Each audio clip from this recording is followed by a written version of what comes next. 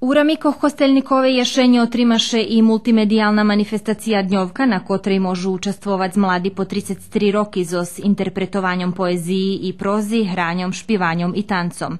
Prijavljovanje tirva po 25. oktober. 18. Dňovku organizujú mladi zo združenja Pagdrute Norum, tak i toho roku rozpisani konkurs za autorski fotografiji na temu Kontrast.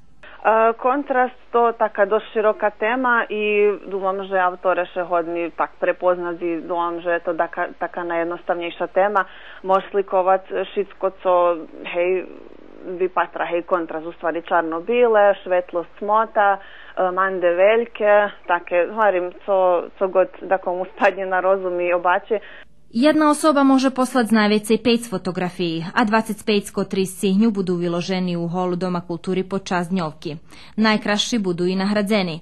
Konkurs za fotografiji tirva po 20. oktober. Prijavit će za učestvovanje na manifestaciji, jak i posilac fotografiji možete na mail adresu dňovka.rk@gmail.com.